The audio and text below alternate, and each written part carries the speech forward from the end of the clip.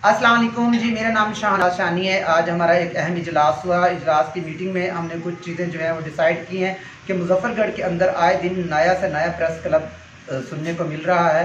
सहाफ़त एक मुक़द्दस पेशा है जिसे कुछ लोगों ने खिलवाड़ समझ रखा है और आए दिन ओहदे बांटे जा रहे हैं और नए से नए प्रेस क्लब के नाम सुनने को आ रहे हैं। आज ख्वाजा साहब ने फैसला किया है कि सहाफ़ी बरादरी के हकूक़ के लिए हम लोग मैदान में आ रहे हैं। आज हमने अपने प्रेस क्लब की ख्वाजा साहब प्रेस क्लब का संगे बुनियाद रख दिया है और बहुत जल्द हम लोग ऐलान करने वाले हैं, ओहदे अपने बांटने वाले। पूरे डिस्ट्रिक्ट मुजफ्फरगढ़ की तहसीलों से हमारे राब्ते हो गए हैं। सहाफ़ी भाई से गुजारिश है कि आप एक पेज पे आ जाएँ, एक जगह पे आ जाए। ना ही तो यहाँ पर कोई तालीम देखी जाती है, ना भी यहाँ पर कोई मियार देखा जाता है और प्रेस क्लब बनाना इतना आसान हो गया। हमने सोचा क्यों ना हम प्रेस क्लब बना दे। इंशाल्लाह ख्वाजा साहब प्रेस क्लब जिंदाबाद।